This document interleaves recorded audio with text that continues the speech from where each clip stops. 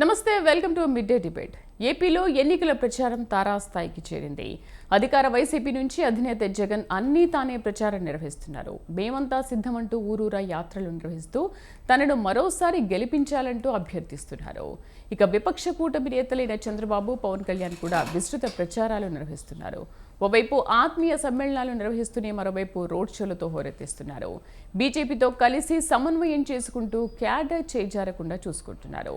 ఇక కాంగ్రెస్ నుంచి షర్మిల సైతం జోరుగానే ప్రచారం నిర్వహిస్తున్నారు. ఇదిలా ఉంటే మరోవైపు ప్రలోభాల పర్వం కూడా అంతే స్థాయిలో జరుగుతోంది. మందు, డబ్బు, వస్తువులు ఏది వీలైతే అది పంచుతూ ఓటర్లను తమ వైపు తిప్పుకునేందుకు అన్ని పార్టీలు ప్రయత్నిస్తున్నాయి. ఇప్పటివరకు రాష్ట్రంలో 100 కోట్ల రూపాయలకు పైగా వస్తువులను పట్టుకున్నట్లు ఎన్నికల సంఘం ప్రకటించింది. ఇంకా నామినేషన్ల పర్వం ప్రారంభం కాకముందే పరిస్థితి ఈ స్థాయిలో ఉందంటే ఇక తర్వాత ఏ రేంజ్లో పార్టీలు చెలరేగిపోతాయో అర్థం చేసుకోవచ్చు. ఏపీలో తాజా రాజకీయ పరిస్థితులపై ఇవాళ డిబేట్లో చర్చిద్దాం.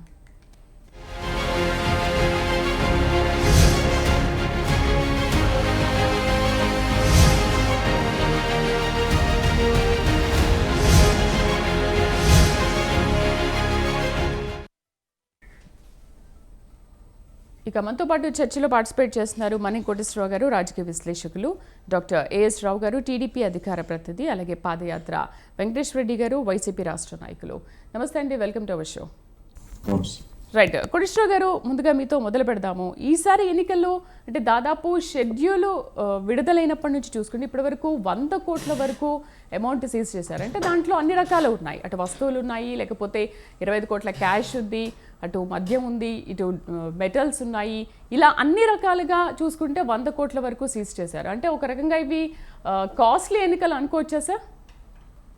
డెఫినెట్ గా ఇప్పటి వరకు దొరికినటువంటిది మనకి ఇంగ్లీష్ లో టిప్ ఆఫ్ ది ఐస్బర్గ్ అంటారు. అంటే మనకి పైకి కనిపించేది చాలా తక్కువ, అసలైనటువంటి అమౌంట్ చాలా ప్రవహిస్తుంది అనేటువంటిది మనకి స్పష్టంగా తెలుస్తా ఉంది. ఎందుకంటే స్పెసిఫిక్ గా ఎవరైనా అమౌంట్ తరలిస్తున్నారని ఫిర్యాదు చేసినా, లేకపోతే ఉప్పందించినా అటువంటి దాడులు చేయడం ఒకటైతే, రెండోది క్యాజువల్ గా జరిపేటువంటి తనిఖీల్లో పట్టుబడేటువంటి సొమ్ము అనేటువంటిది మనకు తెలిసింది.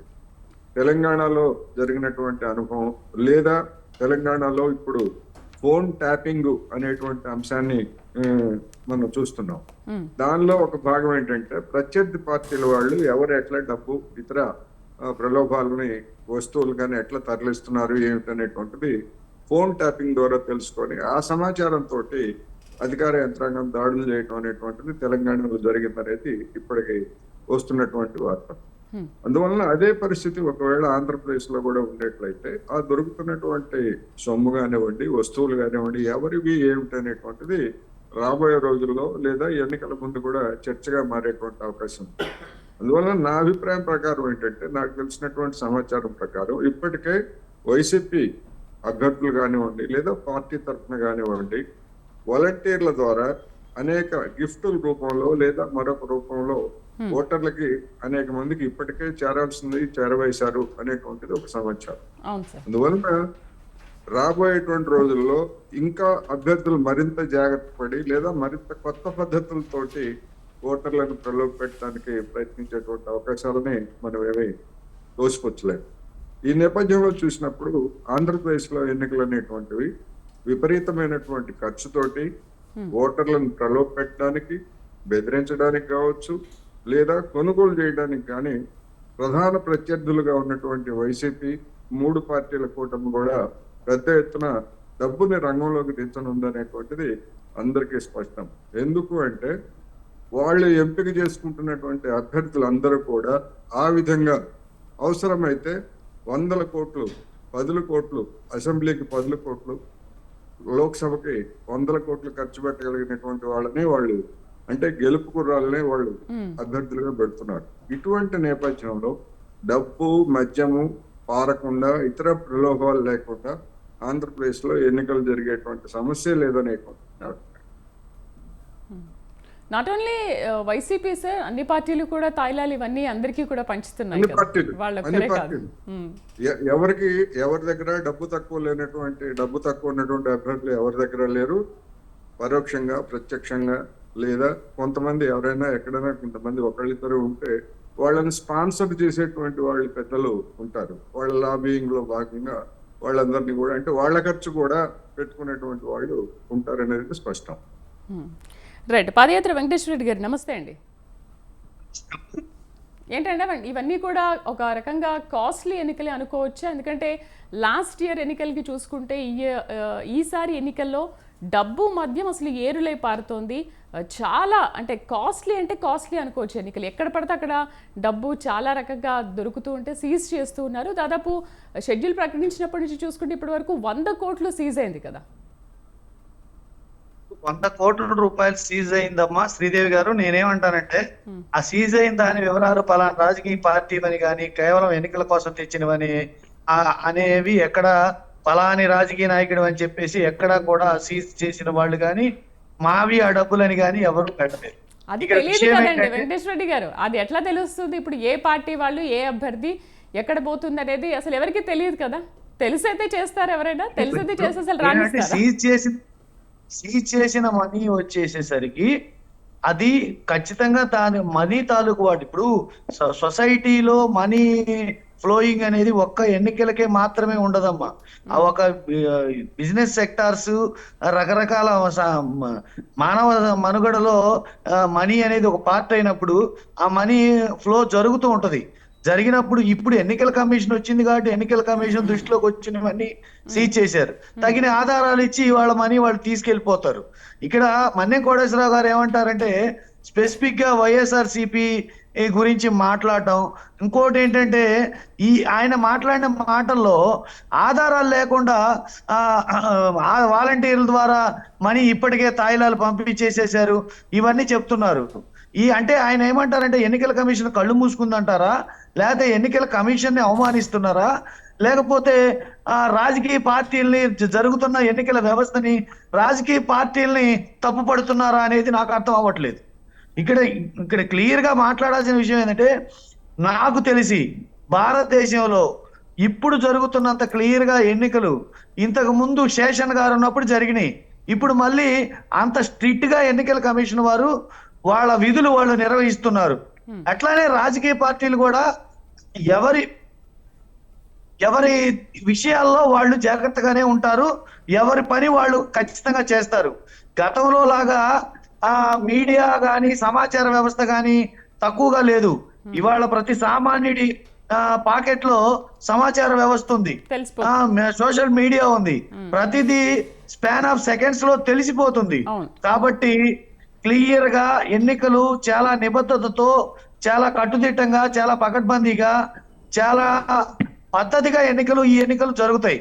అంతేగాని మద్యం ఏర్లైపోతుంది, మనీ ఫ్లోయింగ్ ఉంటది. అందరూ డబ్బులున్న వాళ్ళకే టికెట్లు ఇచ్చారు. డబ్బులున్న వాళ్ళకే టికెట్లు కాదమ్మా, సామాజిక వర్గాల వారీగా ఎవరైతే లీడర్లో వాళ్ళకి టికెట్లు ఇస్తారు ఏ పార్టీ అయినా.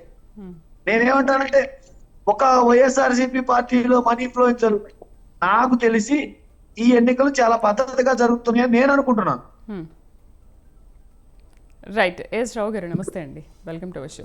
ఏంటి అసలు ఎన్నికలు ఎవరికి అగ్ని పరీక్ష, ఎవరికి చావు పరీక్ష అనుకోవచ్చు? అంటే ఇంత డబ్బు మద్యం ఏరులే పారుతోంది అంటే అసలు ఈ ఎలక్షన్స్ని చాలా డిఫరెంట్గా ఉంటాయి అనుకోవచ్చా? ఇప్పుడు శ్రీదేవి గారు పాదయాత్ర వెంకటేశ్వర రెడ్డి గారు చెప్పినట్టు శేషన్ తర్వాత మళ్ళీ ఇప్పుడు అంతా పారదర్శకతగా జరుగుతున్నాయని చెప్తే ప్రజలు నమ్మడానికి శేషన్ ఉన్నప్పటి సమయము ఈ సమయం చాలా డిఫరెన్స్. శేషనే శేషన్ తర్వాత మళ్ళీ అలాంటి ఎన్నికల కమిషన్ రాలేదు, మళ్ళీ రాబోడు కూడా వచ్చే అవకాశం కూడా లేవు దూరం దాకా. ఎందుకంటే ఆయన తీసుకొచ్చిన సంస్కరణలు ఎన్నికల కమిషన్కు ఉన్నటువంటి స్వయం ప్రతిపదిక, ఎన్నికల కమిషన్కు ఉన్నటువంటి పవర్ ఏ విధంగా ఉండేది అనేది సామాన్య ప్రజానీకానికి తెలియజేశారు. అదే కాకుండా ఈరోజు చూడండి డబ్బులు ఏ విధంగా రాజకీయ పార్టీలు పంపిణీ చేస్తున్నాయని చెప్తే ఇక్కడ తెలంగాణలో ఇప్పుడు ఫోన్ ట్యాపింగ్ వ్యవహారంలో పట్టుబడ్డటువంటి ఈ దొంగలు, ఎందుకంటే గతంలో పోలీసుగా ఉన్నటువంటి దొంగలు పట్టుబడిన తర్వాత వాళ్ళ వాగ్మూలం ఏ విధంగా ఉంది, ఈ యొక్క ఫోన్ ట్యాపింగే కాకుండా ఏ విధంగా వాళ్ళు అధికార పార్టీకి సహకరించాలనేది క్లియర్గా బయటకు వచ్చేసింది. పోలీస్ బండల్లో పోలీసులు అధికార పార్టీకి ఒక సొంత అనుచరులాగా బీఆర్ఎస్ పార్టీ వర్కర్లాగా పనిచేశారు. అదే కాకుండా స్విగ్గీలలో, జొమాటోలలో, ఫుడ్ ప్యాకెట్లలో స్వీట్ ప్యాకెట్లలో పెట్టేసి ఇక్కడ పంపిణీ జరిగింది. పోలీస్ వ్యాన్లలోనే మొన్న అరెస్ట్ అయిన డీసీపీ మేము ఇలాంటి ఫోన్ ట్యాపింగ్ చేసి పట్టుకున్నాము, పోలీస్ వ్యాన్లనే మేము డబ్బులు పంపిణీ చేశామని చెప్పి ఇక్కడ కాంటెస్ట్ చేసినటువంటి ఎంపీ అభ్యర్థి సికింద్రాబాద్, నేను ప్రత్యక్షంగా సికింద్రాబాద్ ఎంపీ అభ్యర్థి పోలీస్ వ్యాన్లనే మొత్తం ఉన్నటువంటి ఎమ్మెల్యేలకు అందరికీ, అధికారంలో ఉన్న ఎమ్మెల్యేలందరికీ కూడా డబ్బులు పంపించేశారు. ఇలా ఈ యొక్క అధికారాలను అడ్డు పెట్టుకొని యథేచ్ఛగా డబ్బులు పంపిణీ చేస్తున్నారు. ఇప్పుడు వారు అన్నారు కదా, డబ్బులు కేవలం రాజకీయ మా పార్టీల ద్వారానే డబ్బులు మా ట్రాన్స్ఫర్ అవ్వవు, వేరే వ్యాపారాల ద్వారా అవుతాయి. ఓకే, ఒక వ్యాపారస్తుడు డబ్బు తీసుకెళ్తే, వ్యాపారస్తుడు తన కష్టార్జితమైనటువంటి డబ్బు తీసుకెళ్తున్నప్పుడు ఒకవేళ పోలీసులు పట్టుకున్నారనుకోండి, ఏం చేస్తాడు? ఆందోళన చెందుతాడు, పోలీసులకు అడ్డుపడతాడు. ఇది నా డబ్బురా బాబు, ఇగో ఇది అని చూపిస్తాడు కదా, ప్రూఫ్ చూపించారు. పలానా వ్యక్తి డబ్బులు తీసుకెళ్తాడు చూపిస్తారు కదా, మీడియా చూపిస్తున్నారా? డబ్బులు పట్టుకుంటే ఎవరికి నాకు సంబంధం లేదు, అక్కడి నుంచి జారుకుంటున్నారు. అంటే it mean what it mean? రాజకీయ పార్టీలే డబ్బులు పంపిణీ చేస్తున్నాయి, రాజకీయ పార్టీలే డబ్బులు సరఫరా చేస్తున్నాయి. ఈరోజు చూడండి మీరు, మద్యం దాదాపు 100 కోట్ల ఈ గిఫ్ట్లు ఆయుధాలు మొత్తం అక్కడ దొరకడం జరిగింది. మన విశాఖపట్నంలో హైర్ చేసినటువంటి ఆర్టీసీ బస్సులో 8 కోట్లు దొరికాయి. 8 కోట్లు ఎవడు రా బాబు అంటే ఎవడు నాది కాదంటారు. ఇప్పుడు వెంకటేశ్వర రెడ్డి గారు అన్నట్టు వేరే వ్యాపారస్తుడు డబ్బులు తీసుకుపోతే వాడు ఛాతి కొట్టుకుని నెత్తి కొట్టుకున్నాడు చస్తాడు, వాడు ఏడుస్తాడు విలవిల 8 కోట్ల రూపాయలు అంటే. లేకుంటే ఏదో నాకు ప్రూఫ్ ఉన్నది, ఆగండి నేను ప్రూఫ్ తెప్పిస్తాను అంటాడు. మీడియా ప్రతి ఒక్కరు ఉన్నారు కదా, వారు చెప్పిన మాటగానే చెప్తున్నా. ప్రతి ఒక్కరి సామాన్య జేబులో సోషల్ మీడియా ఉంది కదా, మరి ఆ సోషల్ మీడియాలో బయటకు వస్తుంది కదా, పలానా వ్యాపారి, పలానా ఉల్లిగడ్డల వ్యాపారి, ఆలుగడ్డల వ్యాపారి 8 కోట్లు తీసుకుపోతాడని చెప్పేసి వచ్చేస్తుంది. ఓకే, రేపు ఎవరి గురించి తీసుకెళ్తాను బయటకు వస్తుంది కదా. అది వ్యాపారస్తులు తరలించినట్టు డబ్బు కాదు, వ్యాపారస్తులు అందరూ కూడా ఇలాంటి ఇబ్బందులకు పాలవుతారని చెప్పేసి వ్యాపారంలో ఉన్నటువంటి వ్యాపారాలు చేసే వాళ్ళు మొత్తం డబ్బులు తరలించడం కానీ ట్రాన్సాక్షన్ ఆపేశారు, క్లియర్గా ఆపేశారు. ఏమైనా ఉంటే ఆన్లైన్ చేసుకుంటున్నారు, లేకుంటే డైరెక్ట్ ఫిజికల్ మనీ అనేది ట్రాన్సాక్షన్ చాలా తగ్గిపోయింది. ఎందుకంటే లీగల్గా ఉన్నటువంటి చట్టబద్ధంగా ఉన్నటువంటి వ్యాపారాలన్నీ కూడా 2 లక్షల పైన ట్రాన్సాక్షన్ ఏది చేసినా కానీ ఆన్లైన్ ట్రాన్సాక్షన్ చేయాలా, అది నిబంధన, అది ఇన్కమ్ ట్యాక్స్ నిబంధన కాబట్టి, ఆర్బీఐ నిబంధన కాబట్టి ఖచ్చితంగా ఎవరు కూడా ఇల్లీగల్గా వ్యాపారం చేసేవాళ్ళు, చట్టానికి వ్యతిరేకంగా చట్ట వ్యతిరేకంగా వ్యాపారాలు చేసేవాళ్ళు, ఈ దొంగ వ్యాపారాలు చేసేవాళ్ళే ఈ డబ్బుని ఫిజికల్గా తీసుకెళ్తారు. లీగల్గా బిజినెస్ చేసే వాళ్ళు మాత్రం, వ్యాపారస్తులు మాత్రం ఎవ్వరు కానీ ట్రాన్సాక్షన్ ఇలా ఫిజికల్ ట్రాన్సాక్షన్ చేయరు. సో అదేవిధంగా ఇప్పుడు వాలంటీర్ వ్యవస్థని, వాలంటీర్లందరినీ కూడా తమ అనుకూలమైనటువంటి వ్యక్తులని వాలంటీర్గా నియమించారు. ఆ వాలంటీర్లు వైసీపీకి పనిచేస్తారని చెప్పేసి ప్రతిపక్షాలు గొగ్గోలు పెడితే, ప్రతిపక్షాలు బయటికి ప్రజల ముందు తీసుకొచ్చినప్పుడు, మీడియాకు వచ్చినప్పుడు ఏమైపోయింది? ఆ వాలంటీర్ వ్యవస్థ ఇంపార్టెన్స్ అని చెప్పేసి ఈ యొక్క ఉద్దేశపూర్వకంగా ఈ యొక్క పెన్షన్ లబ్ధిదారులందరినీ, వికలాంగులను, వృద్ధులను కూడా సచివాలయ కార్యాలయాలకు ఉద్దేశపూర్వకంగా పంపించి అక్కడ ట్రెజరీలలో 19,000 కోట్ల రూపాయలు అక్కడ అవసరం ఉంటే కేవలం 3,000 కోట్ల రూపాయలే ఖజానాలో ఉంచుకొని ఉద్దేశపూర్వకంగా తెలిసి కూడా వాళ్ళందరూ అక్కడ పంపించి దాదాపు 30 మందికి ప్రాణాలు తీయడం జరిగింది. ఇది పరోక్ష హత్య గావించిన వైసీపీ వాళ్ళు. అదే కాకుండా ఈ వాలంటీర్లు ముక్కుమ్మడికి రాజీనామా చేసి, ఆ విషయం మీరు లేవనెత్తినందుకు ఇదంతా జరిగిందని కూడా అంటున్నారు కదా. మేము ఎందుకు లేవతాం? ప్రజాస్వామ్యబద్ధంగా ఎన్నికల ప్రక్రియ ఒక ప్రభుత్వ ఉద్యోగి, ప్రభుత్వంకి ఒక వాలంటీర్ అన్నప్పుడు ప్రభుత్వానికి ఒక లబ్ధిదారికి ఒక బ్రిడ్జ్గా పనిచేస్తున్నప్పుడు, వారధిగా పనిచేస్తున్నప్పుడు కేవలం ప్రభుత్వానికి సంబంధించిన పని చేయాలా? వైసీపీ పని, వైఎస్ఆర్సీపీ అధికార పార్టీకి ప్రచారం చేస్తే తప్పు, చట్టవిరుద్ధం. ఎందుకంటే వాళ్ళకి ఇచ్చేటటువంటి పారితోషికం 5,000, 2,000, 3,000 ఏదైనా కానీ అది ప్రభుత్వ ఖజానా నుంచి పోతుంది, వైసీపీ కార్పస్ ఫండ్ నుంచి పోవట్లేదు. అర్థమైందా? అందుకని చెప్పి మేము అపోజ్ చేశాం. ఇది అప్రజాస్వామ్యం అని చెప్పేసి అన్డెమోక్రటిక్ అని మేము ఆపినప్పుడు ఏం చేశారు? ఈ వాలంటీర్ వ్యవస్థ అని చెప్పేసి ఒక గగ్గోలు పెట్టారు.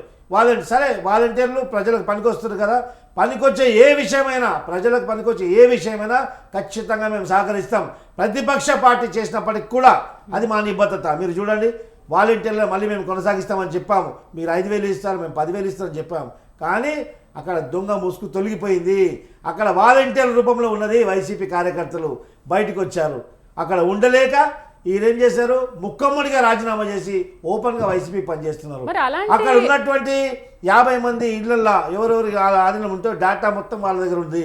అందరి ఫోన్ నెంబర్స్ ఉన్నాయి, గూగుల్ పే, ఫోన్పే నెంబర్స్ ఉన్నాయి వాళ్ళ దగ్గర, యూపీఐ ట్రాన్సాక్షన్స్ ఉన్నాయి. రేపు వీళ్ళు ఆన్లైన్ ట్రాన్సాక్షన్ చేస్తున్నారు, వీళ్ళు ఖచ్చితంగా ఆన్లైన్ ట్రాన్సాక్షన్ చేస్తున్నారు. ఈ విధంగా ఈ యొక్క ప్రజాస్వామ్యాన్ని కూని చేస్తున్నారు వైసీపీ పార్టీ. ఇది యథార్థం, ఇది నిప్పు లాంటి సత్యం ఇది. ఓకే ఓకే, మీరు వాలంటీర్ల ఇష్యూ తీసుకొచ్చారు. అసలు మళ్ళీ అదే వాలంటీర్లకు మేము 10,000 ఇస్తామని చెప్తున్నారు, కంటిన్యూషన్ చేస్తామని చెప్తున్నారు. ఆ కార్యకర్తలే ఉన్నారు కాబట్టి మీరెందుకు వాళ్ళని కంటిన్యూ చేస్తామని ప్రజలకు సహాయం చేద్దామని చెప్పేసి ఒక మంచి ఉద్దేశంతో వాలంటీర్గా చేరిన వాళ్ళు రాజీనామా చేయలేదు. నేను జగన్మోహన్ రెడ్డికే పనిచేస్తా పరోక్షంగా ప్రత్యక్షంగా అన్న వాళ్ళే ఈరోజు రాజీనామా చేశారు. రాజీనామా చేసే వాళ్ళ కారణం ఏంది? రాజీనామా చేయడానికి ఉన్నవాడికే కొనసాగిస్తాం, అవసరమైతే కొత్త వాళ్ళని అపాయింట్ చేస్తాం. అర్థమైందా? ఈరోజు ప్రభుత్వ సొమ్ము తినుకుంటూ ఒక పార్టీకి పనిచేసిన వాళ్ళు ఏ విధంగా మేము తీసుకోం కదా. ఈ వాలంటీర్లు ప్రజలకు సాయం చేయడానికి వచ్చిన వాళ్ళైతే ఎందుకు రాజీనామా చేసింది? మీరు అవసరమైంది రాజీనామా చేసి జగన్మోహన్ రెడ్డి కన్వా కప్పుకొని ఇంటింటికి స్టిక్కర్లు అంటిస్తారా? అట్లానే సేవ చేద్దామని అనుకుంటున్నారు. అలాంటి సేవ చేస్తారు. Okay, let them do. వాళ్ళు బయటకు వచ్చేసారు కదా, వాళ్ళ ముసుగు తొలగిపోయింది కదా, మీరు పార్టీకే పని చేసుకోండి. Right right. సరే కోటేశ్వరరావు గారు, పోలీసులకు పట్టుబడితేనే 100 కోట్లు ఉంటే వాళ్ళకి అసలు తెలియకుండా ఇంకా ఎన్ని కోట్లు వెనక నుంచి ఇలా వెళ్తూ ఉంటాయి. ఇంకోటి వెంకటేశ్వర రెడ్డి గారు ఇంతకుముందు ఒక మాట చెప్పారు, అసలు డబ్బు ఉన్న వాళ్ళకే కాదు సామాన్యులకి కూడా టికెట్ ఇచ్చారు అని చెప్పి. నిజంగా ఈ రోజుల్లో ధర్మ మార్గంలో వెళ్ళేవారు, నీతి నిజాయితీగా పనిచేసే వాళ్ళకి అసలు ఎమ్మెల్యే టికెట్ కానీ ఎంపీ టికెట్ కానీ ఏదైనా ఇస్తున్నారంటారా?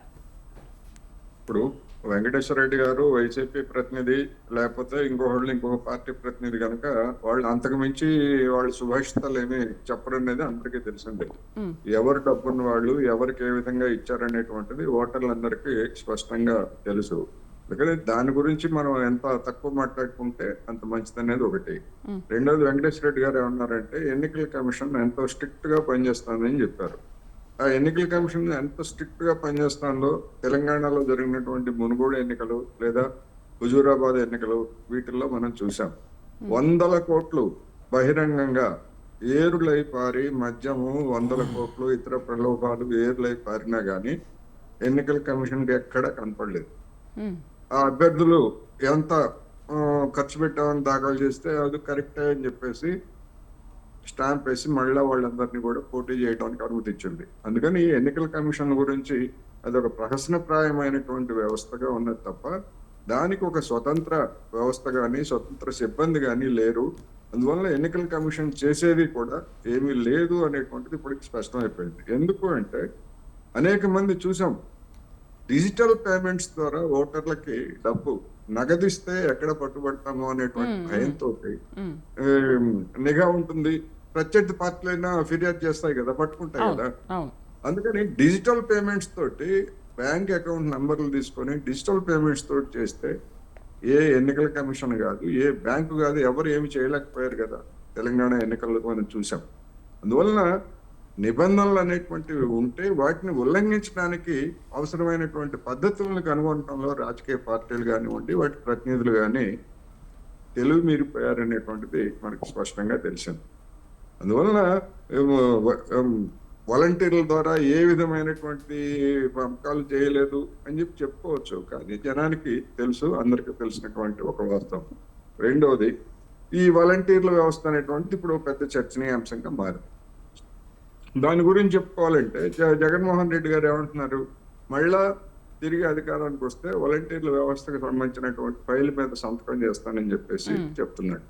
అంటే ఏంటి, ఇప్పుడున్నటువంటి వాలంటీర్ల వ్యవస్థని సస్పెండ్ చేశారా, లేకపోతే తొలగించారా, లేకపోతే మళ్ళా కొత్తగా ఒకవేళ తన అధికారానికి వస్తే మళ్ళా కొత్తగా వాలంటీర్లు రిక్రూట్ చేసుకుంటారా అనేటువంటిది ఆయన ప్రకటనలో ఎక్కడ మనకి స్పష్టత లేదు, క్లారిటీ లేదు. రెండోది, తెలుగుదేశం నాయకుడు ఆ వాలంటీర్ల వ్యవస్థను దుర్వినియోగం చేస్తున్నారని చెప్పేసి గతంలో తీవ్రమైనటువంటి విమర్శలు చేశారు. పవన్ కళ్యాణ్ గారు కూడా దానికి తోడయ్యారు, అందరికీ తెలిసింది. ఇప్పుడు వాళ్ళు ఏమంటున్నారు, 5 కాదు మేము 10,000 ఇస్తాము వాలంటీర్లకి అని చెప్పేసి చెప్తున్నారు. అంటే ఏమిటి, వీళ్ళు ఇప్పుడున్నటువంటి వాలంటీర్ల వ్యవస్థనే లేదా ఇప్పుడున్నటువంటి జాబితానే కంటిన్యూ చేస్తారా? లేకపోతే ఒకవేళ వాళ్ళు అధికారానికి వస్తే వాళ్ళకి సంబంధించినటువంటి కొత్తగా మళ్ళీ రిక్రూట్మెంట్ ఇప్పుడు ఉన్న వాళ్ళకి కాదండి, ఇప్పుడు ఎవరైతే స్వచ్ఛందంగా ప్రజలకు సేవలు అందిద్దామని చెప్పేసి వాళ్ళు ఆ ఉద్దేశంతో వాలంటీర్గా చేరారో వాళ్ళందరూ ఉన్నారు. ఎవరైతే ఈ యొక్క వాలంటీర్ ముసుగేసుకొని వైసీపీ పార్టీకి పరోక్షంగా పనిచేస్తున్నారో వాళ్ళందరూ రాజీనామా చేశారు. రేపు ఈ వాలంటీర్ని అపాయింట్ చేసినప్పటికి కూడా కొన్ని నిబంధనలు పెట్టి ఇచ్చేస్తాం. ఎందుకంటే ఈ యొక్క గ్రామ పంచాయతీ వ్యవస్థ ఉన్నది కదా, గ్రామ పంచాయతీ వ్యవస్థను మొత్తం నిర్వీర్యం చేసి వాలంటీర్ చేత పెట్టడం జరిగింది. అది తప్పది, రాజ్యాంగం విరుద్ధం. ఎందుకంటే కేంద్ర ప్రభుత్వం ఇది జరిగేది ఎందుకంటే దీని పెద్ద మతలబు ఉంది కనుక కేంద్ర ప్రభుత్వం ఈ బడ్జెట్లో ఈ యొక్క డెవలప్మెంట్ ఫండ్ అనేది సపరేట్గా తీసి డైరెక్ట్గా గ్రామ పంచాయతీకి డిపాజిట్ చేయడం జరుగుతుంది. ఆ వచ్చినటువంటి డబ్బులు అక్కడ ఉన్నటువంటి గ్రామ పంచాయతీ వార్డు మెంబర్లు కానీ సర్పంచ్ కానివ్వండి, ఎంపీటీసీ, జెడ్పీటీసీ ఎవరికి ప్రమేయం లేకుండా డైరెక్ట్ అది ప్రభుత్వం ఆధీనంలో తీసుకొని దాన్ని రాష్ట్ర ప్రభుత్వం ఆధీనం తీసుకొని వాలంటీర్ ద్వారా పంపిణీ చేస్తుంది. అది పథకాలకు మళ్లించి అది ఎందుకంటే గ్రామ పంచాయతీ వ్యవస్థను నిర్వీర్యం చేయడం ఇది జరుగుతుంది. మేము చేస్తే వచ్చినప్పుడు తెలుగుదేశం పార్టీ వస్తుంది చెప్తుంది. వాలంటీర్లు ఏ విధంగా ప్రభుత్వం ప్రవేశపెట్టినటువంటి పథకాలని ప్రజలకు అందే విధంగా చూస్తాం. ఎందుకంటే ఆ కార్యక్రమం ఇంతకుముందు వెల్ఫేర్ అసిస్టెంట్లు మా గ్రామ పంచాయతీ సెక్రటరీలు వాళ్ళందరూ కలిసి చేసేవారు. ఆ తర్వాత మేమేం చేసినామంటే జన్మభూమి కార్యదర్శులను పెట్టాం. కొంచెం ఈ కమ్యూనికేషన్ గ్యాప్ ఏర్పడకుండా దాన్ని తొలగించి ఏం చేశారు, వీరు వాలంటీర్ వ్యవస్థను పెట్టేసి మొత్తము సిస్టమ్ మొత్తం హైజాక్ చేయడం జరిగింది. అది ఖచ్చితంగా దాని వ్యవస్థను రద్దు చేసి ఈ వాలంటీర్లకు ఒక సీమితమైనటువంటి కార్యక్రమం ఇస్తాం. ఎందుకంటే కేవలం ఈ యొక్క లబ్ధిదారులకు కంటిన్యూ అవుతున్న వాళ్ళకు ఇవాళ కార్యాచరణ ఏ విధంగా వాళ్ళు పనిచేయాలా, ఈ యొక్క గ్రామ పంచాయతీ వ్యవస్థ నిర్వీర్యం కాకుండా ఏ విధంగా చేయాలా. ఎందుకంటే గ్రామ పంచాయతీ వ్యవస్థను కాపాడడం అందరి బాధ్యత కూడా. గ్రామ పంచాయతీ నిర్వీర్యం చేస్తే ఈ అభివృద్ధి నిధులు కేంద్రం నుంచి వచ్చే అభివృద్ధి నిధులు డైరెక్ట్గా వెళ్ళవు. ఇప్పుడు ఏం జరిగింది అక్కడ, ఈ యొక్క దేవాదాయ శాఖకు సంబంధించినటువంటి ఆదాయం దాదాపు 47,000 కోట్ల రూపాయలు కూడా పథకాలకు మళ్ళించారు. జగనన్న స్కీమ్ కానీ జగనన్న అది అని చెప్పేసి అమ్మఒడి అని చెప్పేసి దేవాదాయ శాఖ ఆదాయం కూడా అక్కడ మళ్ళిస్తారా అండి? ఇదెంత అన్యాయం ఇది. అంటే మీరు పథకాలు కొనసాగించుకోవడానికి కేంద్రం ద్వారా వచ్చిన నిధులు కానివ్వండి, జిఎస్టీ ద్వారా వచ్చినవి కానివ్వండి, ఏ నిధులైనా కానీ మీరు ఆ పథకాలకు మళ్లించి వాలంటీర్ ద్వారా అక్కడ చేస్తున్నారు. కేవలం జగనన్ననే ఈ రాష్ట్రానికి కాపాడుతాడు, రాష్ట్రానికి బాగు చేయగలడు, వేరే ఎవరు చేయలేదని చెప్పేసి ఒక అపోహ క్రియేట్ చేయడానికి మీరు ట్రై చేస్తున్నారు వాలంటీర్లు పెట్టుకొని. ఆ ముసుగు తొలగిపోయింది ఈరోజు. ఖచ్చితంగా వాలంటీర్ ఎవరైతే స్వచ్ఛందంగా ప్రజల గురించి పనిచేస్తామని వచ్చారో వాళ్ళు కొనసాగుతున్నారు. వాళ్ళని మేము కూడా కొనసాగిస్తాం. ఆ తర్వాత ఇంకా సర్ప్లస్గా అవసరమైనటువంటి వాలంటీర్లని అపాయింట్ చేసి ఈ వాలంటీర్ వ్యవస్థకు కార్యాచరణ ఇస్తాము. ప్రజాస్వామ్యబద్ధంగా వాళ్ళతో పని తీసుకుంటాం తప్ప అప్రజాస్వామ్యంగా ఈ యొక్క డెమోక్రటిక్ నామ్స్ బుల్డోజ్ అయ్యే విధంగా మాత్రం మేము ఎప్పుడు వాలంటీర్లు యూజ్ చేసుకోము. తెలుగుదేశం పార్టీ నిబద్ధత అది. ప్రజాస్వామ్యాన్ని కాపాడడానికి తెలుగుదేశం అనునిత్యం ముందంజలో ఉంటుంది. వైసీపీ లాగా ప్రతి ఒక్కరు కూడా నాకు పేరు వస్తే చాలు సర్వనాశనం అయిపోయిందని చెప్పేసి ఈరోజు లిక్కర్ కానివ్వండి ప్రతి అంశంలో చూడండి, ప్రతి స్కీమ్లో స్కామ్లు ఉన్నాయి వాళ్ళ దాంట్లో. రైట్ సార్, కోటేశ్వరరావు గారు కంటిన్యూ చేస్తారు ఇప్పుడున్న వాళ్ళని అంటున్నారు. పంచాయతీ కంటిన్యూ చేస్తారని పార్టీల ప్రతినిధులు టీవీలో చెప్తే అదేమి చల్లదులేండి. ఎందుకంటే మా టీవీలో మాట్లాడే వాళ్ళకు ఉన్నటువంటి పరిమితులు నాకు తెలుసు. ఎందుకంటే మన వైసీపీ పెద్దలు మేనిఫెస్టోలో పెట్టారు పెన్షన్ స్కీమ్ గురించి, దాన్ని రద్దు చేస్తామని చెప్పేసి పాత పెన్షన్ స్కీమ్ పెడతామని చెప్పేసి చెప్పారు.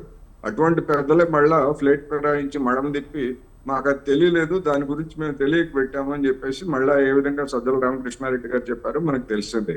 అందుకని టీవీ డిస్కషన్స్ లో లేకపోతే ఈవెన్ మేనిఫెస్టోలో చెప్పినటువంటి వాటికే దిక్కులేనప్పుడు ప్రతినిధులు మాట్లాడేటువంటి దాన్ని నేనైతే నమ్మను. ఒకటి. రెండోది, వాలంటీర్ల వ్యవస్థ పంచాయతీ వ్యవస్థని దెబ్బతీసిందని చెప్తున్నారు. మరి పంచాయతీ వ్యవస్థను దెబ్బతీసినప్పుడు దాన్ని రద్దు చేస్తారా లేకపోతే ఎట్లా? గ్రామాల్లో పనిచేయకుండా వాలంటీర్లు వేరే చోట ఉండరు కదా. అందువలన పరస్పర విరుద్ధమైన లేకపోతే ఒకదానికి ఒకటి పొంతం లేని మాటలు మాట్లాడుతున్నారు తెలుగుదేశం నాయకులు అనేది నా అభిప్రాయం. ఇక్కడ ఉన్నటువంటి చర్చలో ఉన్నటువంటి ప్రతినిధి కాదు, మొత్తంగా పార్టీనే. వాళ్ళకు ఒక స్పష్టత లేదు. ఎందుకంటే ఇప్పుడు ఉన్నటువంటి వాళ్ళని కనుక మేము తీసేస్తాము అంటే వాళ్ళందరూ కూడా 1,00,000-2 లక్షల మంది ఉన్నటువంటి వాలంటీర్లు అందరూ కూడా తెలుగుదేశానికి వ్యతిరేకంగా మారుతారు. అందుకని టాక్టికల్ గా మేము ఆ విషయం తీసేస్తామా లేకపోతే కొనసాగిస్తామనేది చెప్పకుండా 5,000 10,000 అని చెప్తున్నారు. అందువల్ల తీసేయాలని ఎప్పుడు చెప్పలేదు సార్. తీసేస్తామని చెప్పట్లేదు, ఖచ్చితంగా కొనసాగిస్తాము. తీసేయమంటే మళ్ళీ ఓటు రాజీనామా పడవేమో చేసిన కూడా వాళ్ళు కూడా ఉంటుంది మళ్ళీ కదా. అపాయింట్ చేస్తాం. తీసేయడం కాదు, వాళ్ళు కొనసాగిస్తూ 5,000 వాళ్ళు ఇస్తుంటే 10,000 రూపాయలు ఇచ్చుకుంటూ. సరేనండి, మీ నాయకుడు చంద్రబాబు నాయుడు గారు ఉంచుతామని చెప్పాడా? అది కూడా చెప్పలేదు కదా. ఖచ్చితంగా ఉంచుతారు, ఖచ్చితంగా ఉంచుతారు. మేము 5,000కు బదులు 10,000 ఇస్తామని అంటే సార్ ఎలక్షన్ తర్వాత తెలుస్తుందేమో. 5,000కు 10,000 ఇస్తామని ఎన్నికలు అయ్యే వరకు. తీసేస్తే 10,000 వరకు ఇస్తాం మేము. ఇప్పుడు 5,000కు బదులు మీరు 5,000 ఇస్తున్నారు, మేము 10,000 ఇస్తామని అనౌన్స్ చేస్తే ఉంచుతామనే కదా అర్థం కదా సార్. అంటే ఇప్పుడు ఒకవేళ ఉంచాము అంటే మళ్ళీ తర్వాత ఓట్లు పడవేమో అన్న ఇది ఉంటుంది కదా మీకు. 10,000 వరకు ఇస్తాం, వచ్చిన తర్వాత మీరు కంటిన్యూ చేయాలో వద్దనేది అప్పుడు ఆలోచిస్తారు. వాలంటీర్లు ఖచ్చితంగా ఉంచడం జరుగుతుంది, కొనసాగించడం జరుగుతుంది. 5,000కు బదులు 10,000 ఇస్తాము. అదే తర్వాత ఈ యొక్క గ్రామ పంచాయతీ వ్యవస్థని నిర్వీర్యం కాకుండా దాని యొక్క తగిన చర్యలు తీసుకుంటాము. ఖచ్చితంగా ప్రజాస్వామ్యబద్ధంగా వెంకటేష్ రెడ్డి గారు రైట్. వెంకటేష్ రెడ్డి గారు ఆ క్లారిటీ లేదు అనేటువంటిది స్పష్టము. నేను మళ్ళా చెప్తున్నాను, ఇది ఎన్నికల కోసం ఆడుతున్నటువంటి ఒక నాటకం తప్ప రెండు పార్టీలు, తెలుగుదేశం గాని లేదా వైసీపీ గాని, రెండు పార్టీలు ఎన్నికల కోసం ఆడుతున్నటువంటి నాటకాలు ఇవి. తర్వాత అసలు ఈ పథకాలు ఎన్ని ఉంటాయో కూడా చెప్పలేము. ఎందుకు అంటే చంద్రబాబు నాయుడు గారు ఏం చెప్తున్నారు, లోకేష్ గారు చంద్రబాబు నాయుడు గారు 14 లక్షల కోట్లు అప్పు చేశారంటున్నారు. 14 లక్షల కోట్లు అప్పు అంటే మన రాష్ట్ర జిఎస్టిపికి 100% అప్పు చేసినట్టే. అంటే 100% అప్పు చేసినటువంటిది రాష్ట్రంలో ఒకవేళ తెలుగుదేశం కూటమి కనుక అధికారానికి వస్తే వీళ్ళకి ఒక్క పైసా కూడా అప్పు పుట్టదు. ఎక్కడి నుంచి వీళ్ళు చెప్తున్నటువంటి పథకాలన్నీ ఎట్లా అమలు చెప్తారు? వీళ్ళు ఎక్కడి నుంచి తెస్తారు డబ్బులు? ఇప్పుడు ఉన్నటువంటి పథకాల కంటే మేము రెట్టింపు చేస్తాము, లేకపోతే ఇంకా మెరుగు చేస్తామని చెప్తున్నారు. ఒకవైపు అదే నోళ్లతోటి 14 లక్షల కోట్లు అప్పు చేశారని చెప్తున్నారు. ఎక్కడొస్తుంది? ఇప్పుడు పక్కనే ఉన్న తెలంగాణలో చూస్తున్నాం, 7 లక్షలు 8 లక్షల కోట్లు అప్పు చేస్తేనే రేవంత్ రెడ్డి సర్కారుకి రోజు అప్పు చేయకపోతే గడవనటువంటి పరిస్థితి కనిపిస్తా ఉంది. ఆంధ్రప్రదేశ్కి అసలు అప్పు పుట్టే సమస్య లేదు. 14 లక్షల కోట్లు ఉందని కనుక చంద్రబాబు నాయుడు గారు చెప్పేది నిజమైతే ఎవరు అధికారానికి వచ్చినా ఒక్క పైసా కూడా అప్పు పుట్టదు రాబోయే రోజుల్లో. ఎట్లా ఇస్తారు? వైఎస్ఆర్సీపీ అడిగింది కదా సార్, అంతకు ముందే అడిగింది. అసలు మేము కొనసాగిస్తున్న పథకాలు కాకుండా ఇంకా ఎక్స్ట్రా తీసుకొస్తామంటే అసలు ఎక్కడి నుంచి తెస్తారు? అది సాధ్యం కాదు అని ఆల్రెడీ జగన్ చెప్పారు. అందుకనే ఎన్నికలకు ముందు చెప్పేటువంటి మాటలు ఇవన్నీ కూడా మాయా బజార్ లాగా ఉంది అనేది. వెంకటేశ్వర రెడ్డి గారు ఏం మాట్లాడతారు? ఏఎస్ రావు గారిని నేను ఒక స్ట్రైట్ గా మీ ద్వారా ప్రజలకు అర్థమయ్యేటట్టు 4 క్వశ్చన్లు అడుగుతాను. అసలు సచివాలయ వ్యవస్థ, వాలంటీర్ వ్యవస్థ ఉంటుందా, తీసేస్తారా?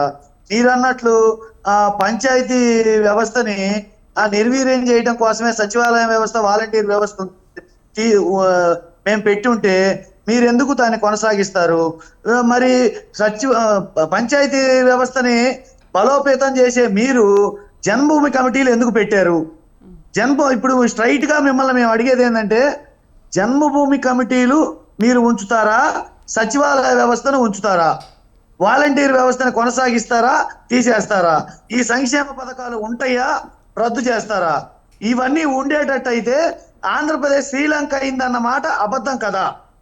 ఆంధ్రప్రదేశ్ అప్పుల పాలైందన్న మాట అబద్ధం కదా?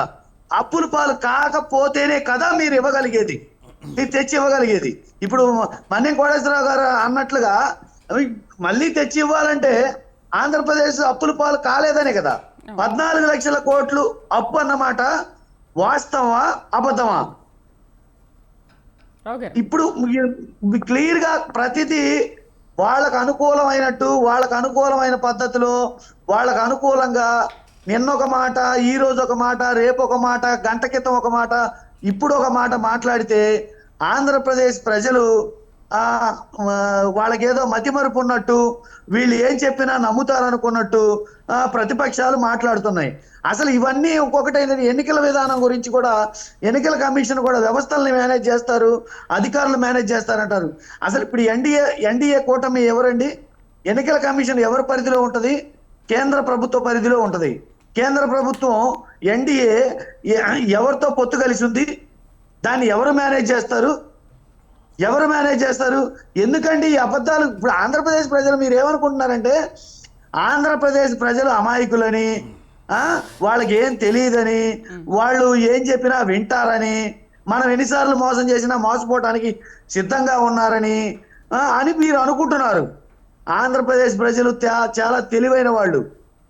ఇట్లా అబద్ధాలు ఆడితే నమ్ముతారనుకోవటం మీ భ్రమ.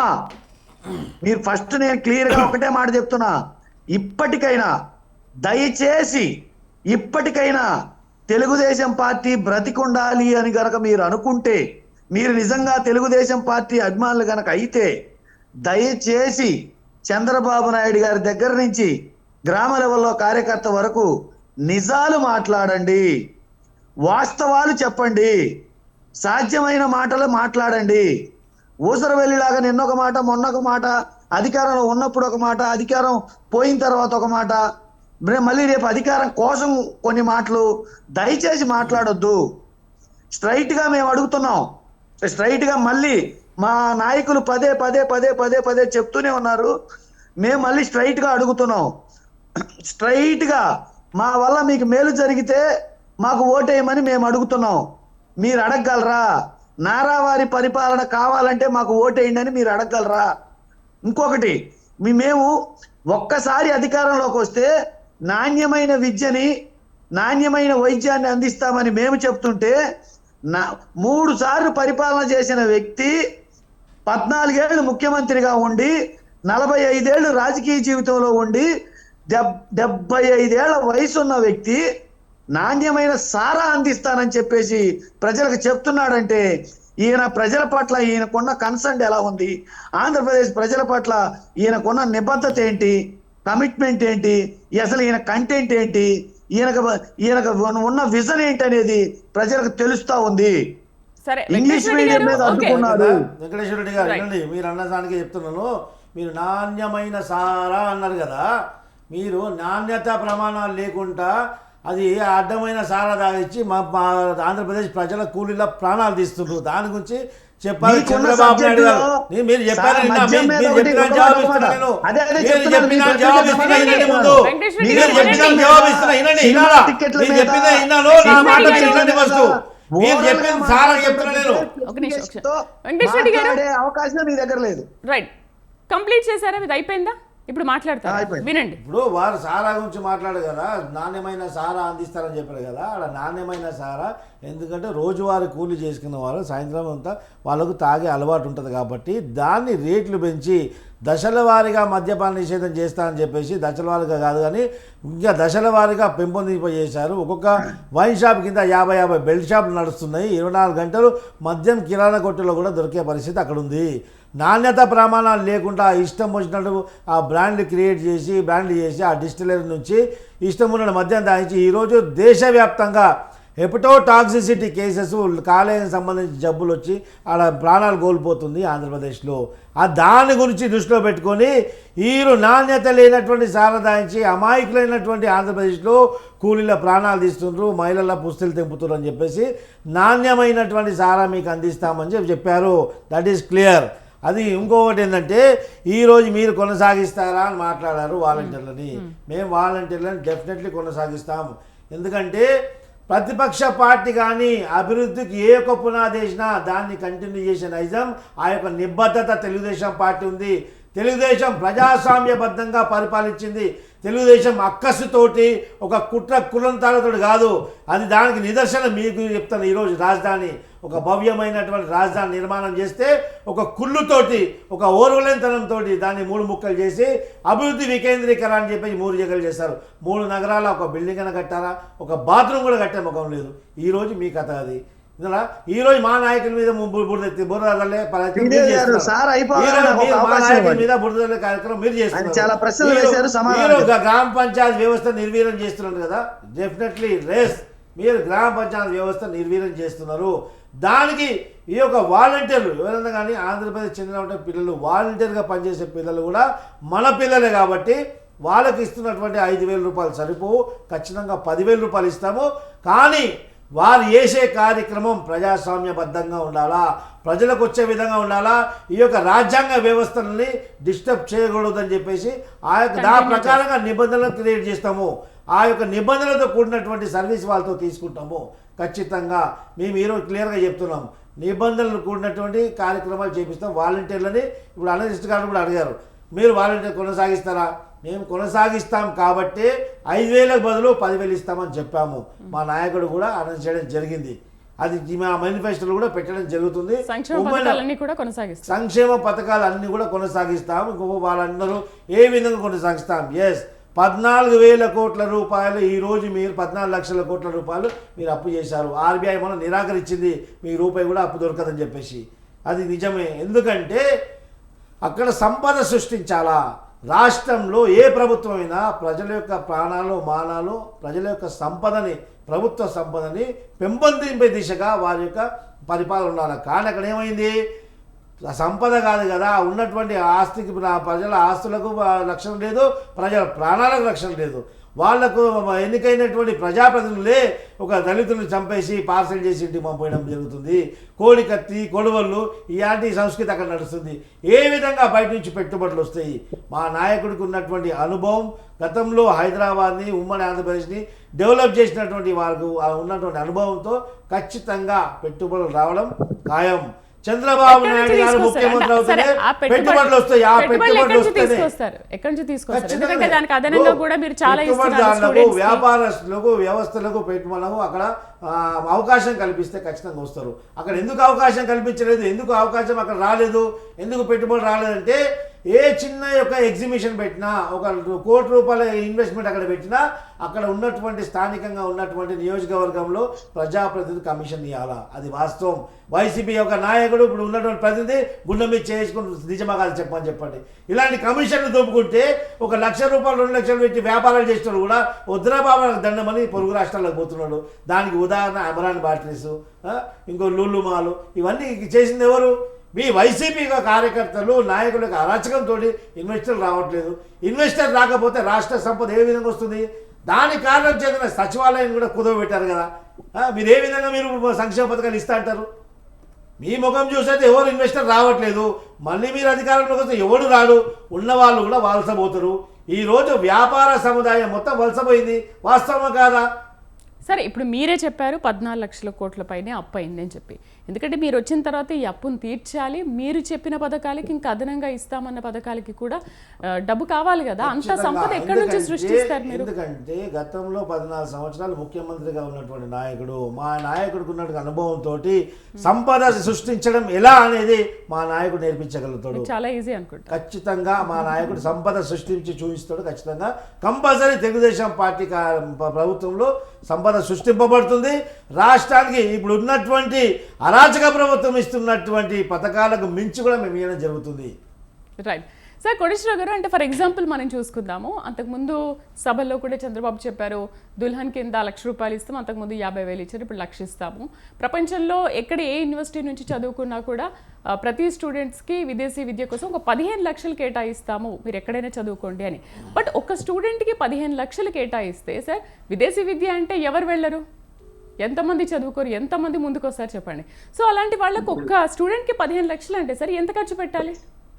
ఇప్పుడు అవన్నీ నామకే వస్తే ప్రచార పథకాలు తప్ప ఎంతమందిని గతంలో పంపించారు లేదా ఇప్పుడున్నటువంటి ప్రభుత్వం ఎంతమందిని పంపించారు అనేటువంటి లెక్కలు చెప్తే వీళ్ళ బండారం బయటపడుతుంది. ఒకటి, చంద్రబాబు నాయుడు గారి అనుభవం గురించి చెప్తున్నారు. నరేంద్ర మోడీ గారు కూడా ఇదే చెప్పారు. 2014 ముందు ముఖ్యమంత్రిగా పనిచేసినటువంటి అనుభవం ఉంది, లేదా తర్వాత 10 ఏళ్లుగా ప్రధానమంత్రిగా చేసినటువంటి అనుభవం ఉంది. ఆయన ప్రధానమంత్రిగా అధికారానికి వచ్చినప్పుడు దేశ కేంద్ర ప్రభుత్వ అప్పు 55 లక్షల కోట్లు అయితే ఇప్పుడు 180 లక్షల కోట్లకు పెరిగింది. ఏమైంది? ఆ అనుభవం ఏమైంది? ఎందుకు సంపదను సృష్టించలేదు? గుజరాత్ మోడల్ అభివృద్ధి దేశం అంతటా చేస్తానని చెప్పినటువంటి పెద్ద మనిషి 55 లక్షల కోట్లని 180 లక్షల కోట్లకి అప్పు ఎందుకు పెంచారు? అందువల్ల చంద్రబాబు నాయుడు గారు చెప్పేది కూడా బూటకం, నాటకం తప్ప మరొకటి కాదు. At the same time Jaganmohan Reddy గారిది కాదా అంటే జగన్మోహన్ రెడ్డి గారు కూడా అదొక నాటకం, అదొక బూటకం. రెండే, ఎలాంటి సందేహము లేదు. ఇప్పుడు ఎక్కడి నుంచి తీసుకొస్తారు డబ్బులు? ఫైనాన్స్ కమిషన్ నియమించినటువంటి నిబంధనల ప్రకారం డబ్బులు వస్తాయి తప్ప కేంద్రం నుంచి మధ్యలో ఎక్కడ గాలిలో హాంఫర్ట్ అని లేదా అల్లావుద్దీన్ అద్భుత దీపం ఎవరి దగ్గర లేదు. రేపు మళ్ళా జగన్మోహన్ రెడ్డి గారి అధికారానికి వస్తే ఇప్పుడున్నటువంటి ఈ సంక్షేమ పథకాలకి కోత పెడతారు. నేను మళ్ళా చెప్తున్నా, కోత పెడతారు తప్ప దాన్ని కంటిన్యూ చేసేటువంటి పరిస్థితి కూడా ఉండదు. లేకపోయేట్లయితే ఒకవేళ కంటిన్యూ చేయాలనుకుంటే ప్రజల మీద విపరీతమైనటువంటి భారాలు మోపుతారు. ఇప్పటికే ఒకవైపు మీట నొక్కుతూ 2.5 లక్షల కోట్లు ఇచ్చామని చెప్తున్నటువంటి ప్రభుత్వము అదే స్థాయిలో ప్రభుత్వం మీద వివిధ రకాలు ఆర్టీసీ ఛార్జీలు కావచ్చు, విద్యుత్ ఛార్జీలు కావచ్చు, చెత్త పన్ను కావచ్చు, ఇంకా రకరకాల మద్యం మీద కూడా పిండుతున్నారు.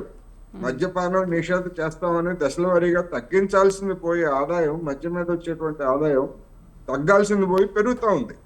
రెండోది వెంకటేశ్వర రెడ్డి గారు ఇంకొకటి చెప్పారు, విద్యకు సంబంధించి నాణ్యమైన విద్య అనేటువంటిది ఇంగ్లీష్ విద్య చెప్తామని చెప్పినటువంటి పెద్ద మనుషులు టీచర్ల నియామకం ఎందుకు జరపలేదు అంటే మాట్లాడరు. టీచర్లు లేకుండా పిల్లలు స్కూల్కి వెళ్తే పాఠాలు వస్తాయా? ఎందుకని స్కూళ్ళల్లో, ప్రభుత్వ స్కూళ్ళల్లో టీచర్లు లేకుండా ఎట్లా విద్య నేర్పుతాం అనుకున్నారు? ఎట్లా విద్యా ప్రమాణాలు పెంచుతాం అనుకున్నారు? అందువల్ల ఎవరి నాటకం వాళ్ళు ఆడుతున్నారు, ఎవరి పుట్టకం వాళ్ళు చేస్తున్నారు. రాబోయేటువంటి రోజుల్లో ఈ 14 లక్షల కోట్లు అనేటువంటి వాస్తవం కాదు. ఒకవేళ నిజంగా 14 లక్షల కోట్లు అయితే చంద్రబాబు నాయుడు గారు, పవన్ కళ్యాణ్ గారు లేదా నరేంద్ర మోడీ గారు ఎవ్వరు ఎన్ని చేసినా గానీ ఈ రాష్ట్రాన్ని బాగు చేసేటువంటి పరిస్థితి లేదు, సమస్య లేదు అనేది ఈ సందర్భంగా నేను చెప్పదలుచున్నా. అందుకని ఇవన్నీ కూడా ఏంటంటే ఎన్నికల కోసం ఆడుతున్నటువంటి నాటకాలు తప్ప ఈ 10 ఏళ్లలో, అంటే మొదటి 5 ఏళ్ళు వాళ్ళున్నా, రెండో 5 ఏళ్ళు జగన్మోహన్ రెడ్డి గారు ఉన్నా రాష్ట్రానికి వరగబెట్టింది ఏమీ లేదు. కేంద్రం నుంచి రావాల్సిన వాటిని గట్టిగా అడిగిన పాపాన కూడా లేదు. నోటికి తాళాలు వేసుకున్నారు. గతంలో వీళ్ళు ఏవైతే చెప్పారో విభజిత రాష్ట్ర హామీలనో, లేకపోతే ప్రత్యేక హోదానో, లేకపోతే కేంద్రం నుంచి మెడలు ఉంచి సాధిస్తామనో, లేకపోతే తాట ఒలుస్తా తోలు తీస్తా అని చెప్పినటువంటి వాళ్ళందరూ కూడా నోటికి తాళాలు వేసుకొని నరేంద్ర మోడీ గారికి భజన చేస్తున్నారు. ఇవాళ ఎవరు గెలిచినా గానీ మాకే మద్దతు ఇస్తారనేటువంటి దిలాసతోటి నరేంద్ర మోడీ గారు ఇవాళ కేంద్రంలో ఉన్నారు. అందుకనే బొప్పుడు సభలో జగన్మోహన్ రెడ్డి గారిని కానీ వైసీపీని కానీ ఒక్క మాట అన్న పాపాన పోలేదు. ఎందుకు అంటే ఏమో రేపు పరిస్థితి ఎటుపోయి ఎటొస్తుందో, ఇవాళ ఇది అనుకున్నది రేపు అది కావచ్చు, అందుకని ఎందుకు తగాదా ఎందుకు వీళ్ళతోటి అనేటువంటి దాంతో, అందుకని అంతే. ఇప్పుడు రెండు సీట్ల మీద ఖర్చీఫ్లు వేసి ప్రతి సీట్ మీద ఖర్చీఫ్ వేస్తుంటారు కొంతమంది బస్సుల్లో, మనం చూస్తుంటాం ఎక్కడ ఎక్కొచ్చని. అందువల్ల అటువంటి పార్టీల పట్ల ఈ 3 పార్టీలు కూడా నరేంద్ర మోడీ గారి చుట్టూ తిరుగుతున్నాయి. ఈ 5 ఏళ్లలో గాని 10 ఏళ్లలో గాని ఎప్పుడైనా కేంద్రం నుంచి రావాల్సిన దానికి గట్టిగా అడిగిన ఆంధ్రుల ఆత్మగౌరవం అంటారు, ఆత్మగౌరవాన్ని తాకట్టు పెట్టారు. గతంలో కాంగ్రెస్ తాకట్టు పెట్టిందని విమర్శిస్తే ఇప్పుడు ఈ 3 పార్టీలు కూడా కేంద్రంలో ఉన్నటువంటి ప్రభుత్వానికి తాకట్టు తెలుగుదేశం వర్తించేస్తారు.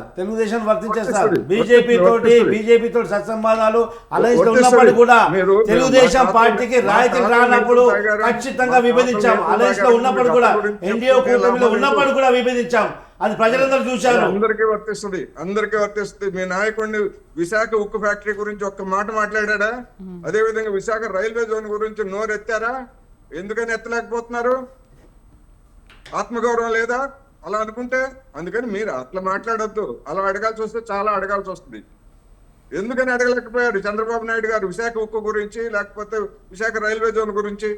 ఆయన 5 ఏళ్ళు అధికారంలో ఉన్నారు. ఏం చేశారు? విశాఖ రైల్వే జోన్ ఏర్పాటు చేయడానికి ఎవరు అడ్డుపడ్డారు? ఆ విషయాలన్నీ ఇప్పుడు మేనిఫెస్టోలో వస్తే మేనిఫెస్టోలో పెట్టబోతున్నాం. ఖచ్చితంగా మేనిఫెస్టోలో పెట్టబోతున్నాం. చూడండి, ఇదే డిబేట్ లో మేనిఫెస్టో చూడండి. ఖచ్చితంగా విశాఖ గురించి కూడా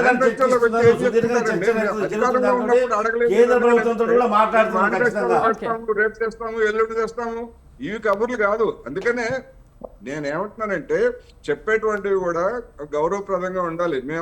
మా ఆత్మగౌరవాన్ని మీరు చెప్పుకుంటే ఇప్పుడు చెల్లదు. ఆత్మగౌరవం ఎప్పుడో పోయింది, తాకట్టు పెట్టేశారు నరేంద్ర మోడీ గారికి. అది నేను చెప్తున్నా, నా విమర్శ అది. సార్, ఒక విషయం ఏంటంటే, అంటే ఈ తాయిలాలు ప్రకటిస్తే కానీ ప్రజలు ఓట్లు వెయ్యరా? ఇంకొకటి, ఇప్పుడు అధికార వైసీపీకి ఆల్రెడీ ఒక నమ్మకం ఉంది, మేము ఖచ్చితంగా అధికారంలోకి వస్తాము అని చెప్పి.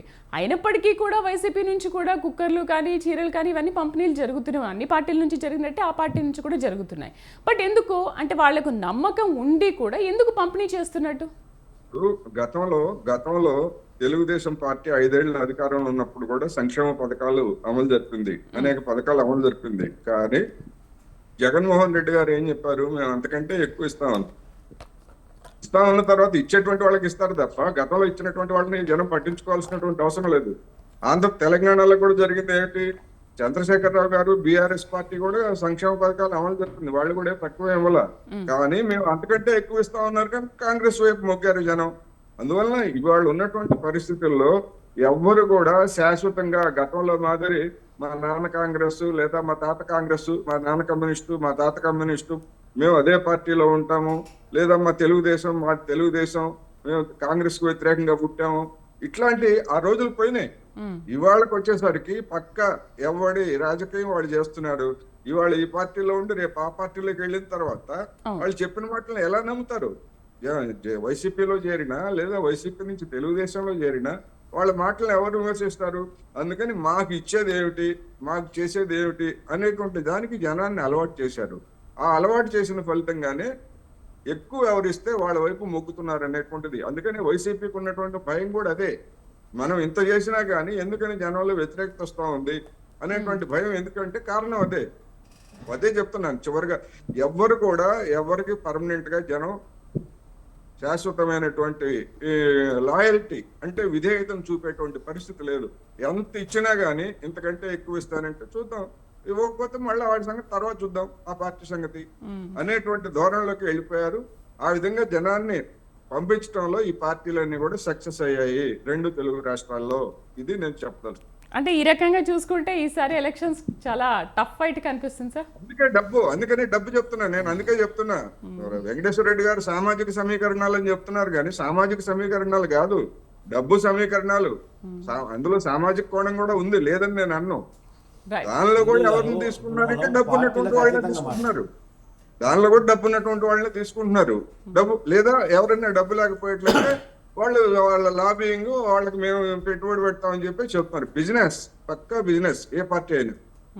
వెంకటేశ్వర రెడ్డి గారు, ఇప్పుడు మీకేమో చాలా నమ్మకం ఉంది, ఖచ్చితంగా రెండోసారి కూడా మేమే అధికారంలోకి వస్తాము, జగన్ సీఎం అవుతారు. అయినప్పటికీ కూడా ఎందుకు ఈ తాయిలాలు పంచడం? మరి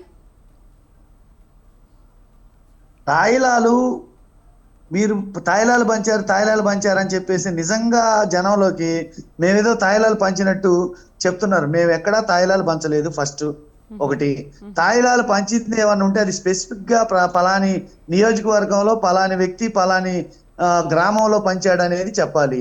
ఇంకొక విషయం నేనేమంటానంటే, ఎన్నికల్ని ప్రతి ఒక్క నియోజకవర్గాన్ని మేము సీరియస్ గానే తీసుకున్నాము. మా టార్గెట్ 175కు 175 గెలవాలి, గతంలో కంటే ఎక్కువ మెజారిటీ రావాలి. మేము ఈ రాష్ట్రంలో ఉన్న ప్రతిపక్షాలు సరైన ప్రతిపక్షాలు లేవు. ఎప్పుడు రొటీన్ గా 3 సార్లు ముఖ్యమంత్రి అని చెప్పుకొని అబద్ధాలు చెప్పే ఒక ఆయన నాయకత్వంలో ఈ పార్టీలన్నీ చేరి మాట్లాడుతున్నాయి. ఇక్కడ పేరుకు వేరు పార్టీలు ఉన్నాయి తప్పితే ఇక్కడ జరుగుతున్న ఎన్నికలు మాజీ ముఖ్యమంత్రి చంద్రబాబు నాయుడు గారికి, ప్రజెంట్ ముఖ్యమంత్రి జగన్మోహన్ రెడ్డి గారికి తప్పితే ఇక వేరే పార్టీలు ఈ రాష్ట్రంలో ఉన్నాయని నేను అనుకోవట్లేదు. ఎందుకు ఈ మాట నేను అనాల్సి వస్తుంది అంటే, ఎన్డీఏ కూటమిలో ఉండి ఎన్డీఏ పార్టీ అభ్యర్థిగా ఉండి కాంగ్రెస్ పార్టీ అకౌంట్ కి 30 కోట్ల రూపాయలు ట్రాన్స్ఫర్ చేసిన సీఎం రమేష్ బీజేపీలో ఉన్నాడు. అట్లానే కాంగ్రెస్ పార్టీలో ఉన్న చిరంజీవి గారు తన తమ్ముడు పవన్ కళ్యాణ్ గారికి 5 కోట్ల రూపాయలు డొనేషన్ ఇచ్చిన చిరంజీవి గారు కాంగ్రెస్ పార్టీలో ఉన్నారు. అట్లానే చంద్రబాబు నాయుడు గారు ఎన్డీఏ పార్టీ తోటి పొత్తులో ఉండి షర్మిల గారికి మద్దతు తెలుపుతాను, నేను మా అభ్యర్థి అనే అతను ఫ్రెండ్లీ పోటీలో ఉంటాడు తప్పితే అందరూ కాంగ్రెస్ పార్టీ అధ్యక్షురాలు షర్మిలకు ఓట్లు వేయమని చెప్పేసి ఇండైరెక్ట్ వాయిస్ ఇవ్వడం, మెసేజ్లు పంపడం చేస్తారు. ఈ పొత్తులన్నింటినీ వీటన్నింటినీ కనుక మనం ఒకసారి గమనించుకుంటే ఒక్క పార్టీకైనా ప్లీజ్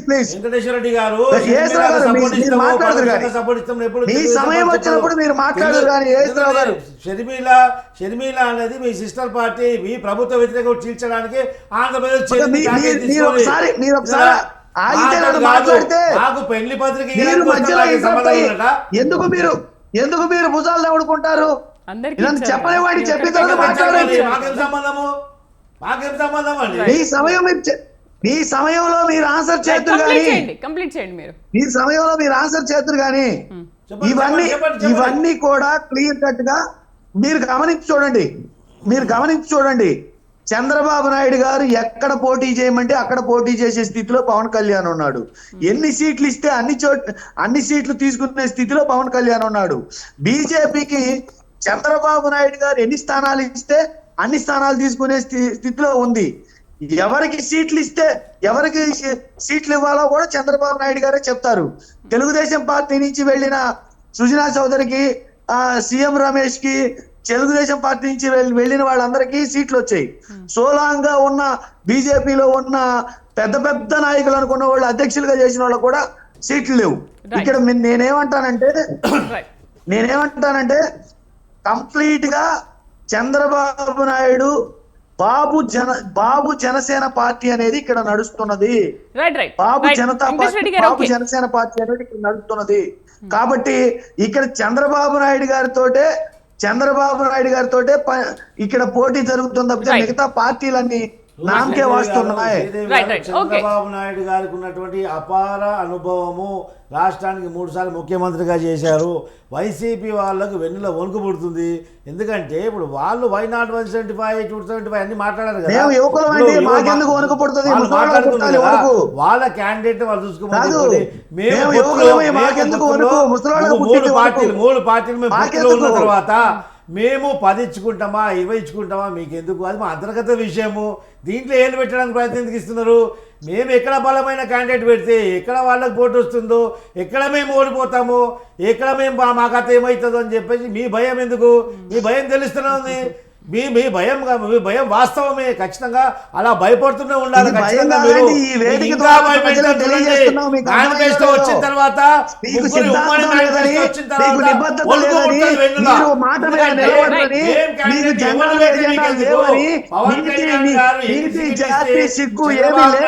చెప్పిన సీట్లు ఎన్ని తీసుకుంటే వాళ్ళకి ఎందుకు?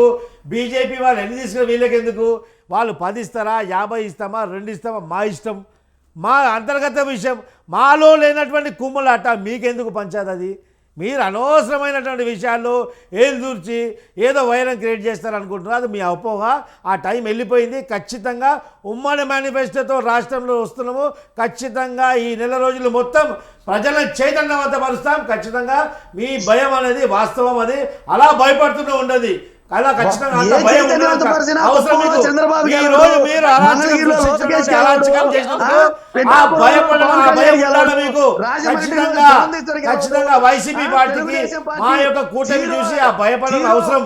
ఆ భయపడుతూనే ఉండాలి వాళ్ళు. ఇప్పుడు ఆ భయం ఉంటేనే వాళ్ళు దగ్గర పెట్టుకొని ప్రజల ముందు పనిచేస్తారు. ఇప్పుడు 2014లో కూటమిగా ఏర్పడిన తర్వాతనే రాష్ట్రమంతా కూడా సర్వనాశనం అయిపోయింది. ప్రజలు మళ్ళీ మిమ్మల్ని నమ్మి మోసపోతారు, ఓట్లు వేయరని చెప్పేసి వైవి సుబ్బారెడ్డి అన్నారు కదా. మీరు అప్పుడు అలా వచ్చారు కాబట్టి ఇలా అవకాశం మేము ఇచ్చాము. చంద్రబాబు నాయుడు గారు ప్రతిపక్ష నాయకుడు హోదాలో ఉన్నటువంటి వ్యక్తికి ప్రజల్ని కలవడం ఆయన హక్కు కాబట్టి ప్రజాస్వామ్యాన్ని కాపాడే వ్యక్తిగా హక్కు ఇచ్చాడు. వాళ్ళకు పర్మిషన్ ఇచ్చాడు పోలీస్ బందోబస్తు పెట్టి. ఒకవేళ నువ్వు చేసినట్టు ప్రతిపక్ష నాయకుడు ప్రజలు కలవని అడ్డుకుంటే నువ్వు ప్లీజ్ అని తిరిగేవాడవా? గల్లీ ముద్దులు పెట్టేవాడివా? ప్రజల్ని మోసం చేసేవాడివా? అధికారంలోకి వచ్చేవాడివా? ఈరోజు నువ్వేం చేస్తున్నావు? ప్రతిపక్ష నాయకుడు మాట్లాడుతుంటే మైకులు వీకేస్తున్నావు. స్టూల్ మీద ఎక్కి అభివాదం చేస్తే స్టూల్ కూడా వీకేస్తున్నావు. అది నువ్వు అది ప్రజాస్వామ్యం పైన ఉన్నటువంటి విశ్వాసం మీకు. అది ప్రజాస్వామ్యం పైన ఉన్నటువంటి విశ్వాసం చంద్రబాబు నాయుడు ప్రజలందరూ చూశారు. ఈ రోజు 45 ఏళ్ల రాజకీయ జీవితాన్ని ఇచ్చి 3 సార్లు అధికారాన్ని ఇచ్చి నిధులు ఇచ్చి 45 ఏళ్ల రాజకీయ జీవితాన్ని ఇచ్చి 75 ఏళ్ల అనుభవం ఉందని చెప్పిన చంద్రబాబు నాయుడు గారు నేను ఇది చేశాను అని చెప్పుకోలేక నాకు మేలు చేస్తే ఓటేయండి అని చెప్పలేకపోతున్నాడు.